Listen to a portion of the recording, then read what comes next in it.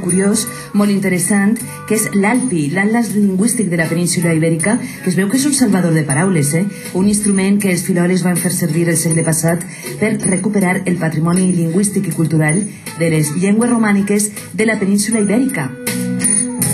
En el cinema... De les delícies.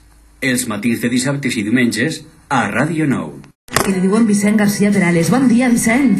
Hola, molt bon dia, com estem? Encantada de saludar-te, però vull que escoltes el teu clarinet. El quartet Erwin, que va estar així a Ràdio 9 i ens va tocar de sorpresa la sintonia del programa. Escolteu, escolteu.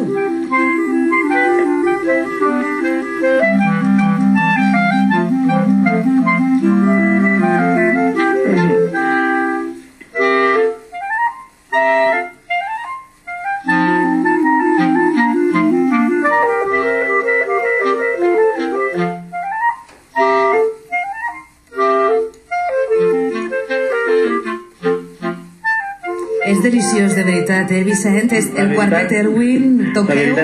Tens una capacitat de sorpresa, veritat, sempre és així. Moltes gràcies, això és una sorpresa. Gràcies a vosaltres, a tu com a persona, com a professional, com a músic, que ens oferireu en directe esta versió de la sintonia del Jardí de les Delícies. Soneu com pardalets, Una delícia més. Vicent García Perales ha estat amb nosaltres en alguna ocasió i és filòleg, és un dels impulsors d'una obra molt important que es diu l'Atlas Lingüístic de la Península Ibèrica, l'ALPI. Conta als oients, Vicent, amb la teua capacitat divulgativa, què és l'Atlas Lingüístic de la Península Ibèrica? M'has deixat el llistó molt alt, perquè això de ser un dels impulsors, això és una ditxa seria per a mi. Bé, en principi l'ALPI es va fer en el segle XX, és a dir, actualment el que estem fent és recuperar el que uns filòlegs del segle passat se'ls va ocórrer salvar les paraules. Clar. És un salvador de paraules, al cap i a la fi és un instrument que van inventar els filòlegs per a s'adonar que les paraules tradicionals dels nostres iaios anaven morint, i aleshores van anar per tota Espanya, van fer més de 500 pobles, en 1935 i el 1934 van estar així a la Comunitat Valenciana, van fer 41 pobles, i clar, ells feien enquestes a persones majors, homes, sobretot homes, perquè dones no creien que tenien unes característiques que no eren adequades, entre cometes, no? Persones majors, persones que no havien viatjat, persones que no tenien estudis, i clar, imagineu-se que estan buscant la relíquia dialectal. Per tant, eixa relíquia dialectal es va recollir, es va fer un treball de camp. Per a on van anar? Per quins llocs? Mira, doncs aquí a la Comunitat Valenciana distingís la zona castellanoparlant de la zona valencianoparlant. En la zona castellanoparlant van ser 15 pobles, va ser Castillo Villamalefa, Fanzara, Teresa Ribera, Zuévar, Caudete, Marines, Pedralba, Montforte, Dolores, Teresa Confrentes i Agna, Dos Aguas i Godelleta. No sé si val la pena dir-los tots. I la zona valencianoparlant, doncs bé, hi ha pobles molt xicotets, són pobles com Cintorres, Peníscola, en aquella època, als anys 1930, Vistabella, l'Alcora, Llanera de Ranes, Beniopa, Moixent, Viar, El Pinós, Campello, Crevillent. Bé, tot això també ho pot consultar la gent si busca a través del Google, buscar la lingüística de la península ibèrica. I realment, jo agraeix també que m'hàgiu acceptat aquesta telefonada, perquè realment el que publiquem ara és un epistolari. És un epistolari, és a dir, el gènere aquell d'escriure cartes que no pensaven que anaven a publicar-les. Nosaltres ara, un investigador que és Santi Cortés i jo mateix, hem seleccionat 322 cartes de com es feien aquestes enquestes d'aquella època, dels anys 30, dels grans de la filologia, que estava Tomàs Navarro Tomàs, al qual li van fer un homenatge en Ràdio 9 fa poc. Així al Jardí, sí. Exacte. I també estava Menéndez Pidal, etc. I clar, nosaltres hem seleccionat més de 300 cartes, de més de 1.000, n'hem trobat més de 1.000, però clar, totes no podien ser en la publicació. L'editorial no ens deixava més de 1.000 cartes. I bé, publicacions de la Universitat de València, el Servei de Publicacions, ara en 2009 ha tret el llibre es diu La història interna de l'ALPI, els autors són Santi Cortés, que és el que ha dirigit el projecte, i després hem fet viatges per tots els arxius de tota Espanya, etc., per recuperar totes aquestes cartes que no tenen desig de pervivència. Són cartes que escrivien entre ells, i el que pretenien era descriure fins i tot les baralles, les picabaralles que tenien entre ells, que a més, lògicament, són persones. Ara, crida l'atenció, per exemple... Però una cosa, de quines llengües estem parlant? Perdó? De quines llengües? Has nomenat el castellà, el valencià, perquè és l'Atlas Lingüístic de la Península Ibèrica.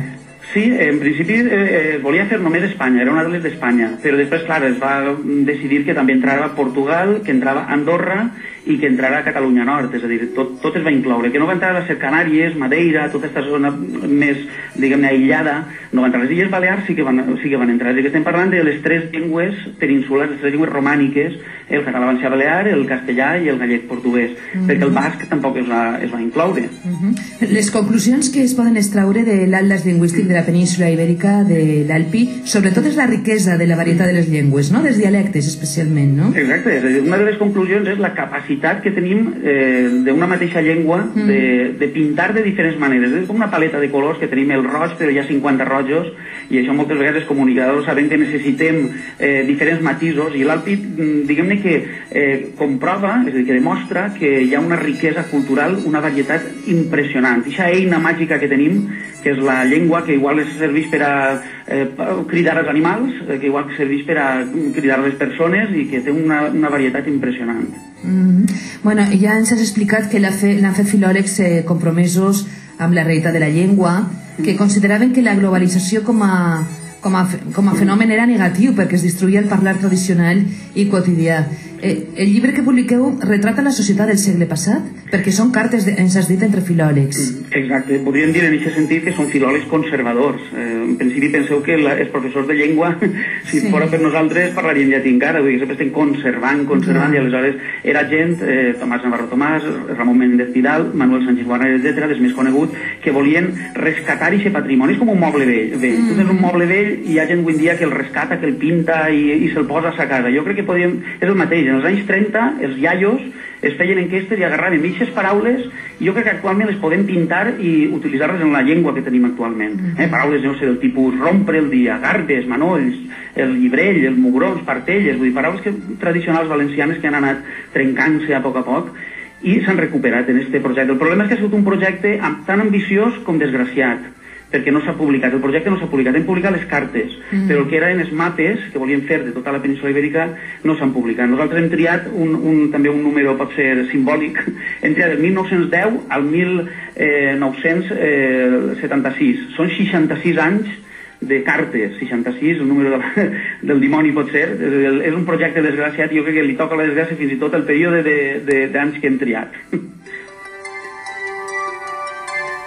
Comença així la cançó de Toquinho. M'ha agradat posar a Toquinho perquè es parla que la vida està en les teues mans, que és un llenç en blanc que tu has de pintar, li has de posar tu els teus propis colors.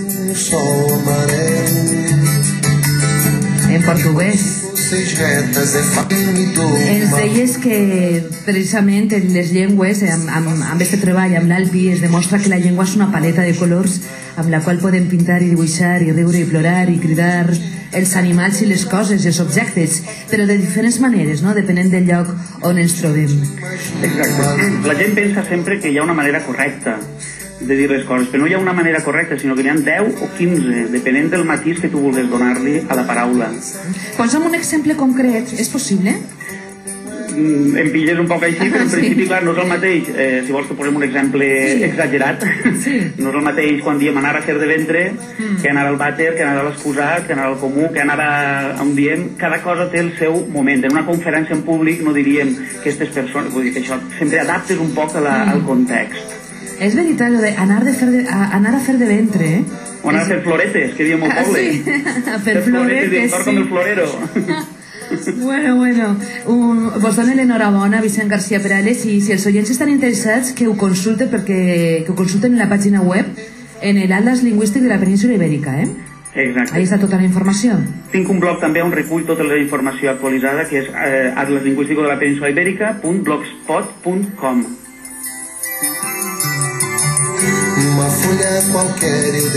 Vicent García Perales, un bes, moltíssimes gràcies per compartir els teus treballs amb nosaltres. Igualment, una abraçada. De uma Amèrica a outra eu consigo passar num segundo.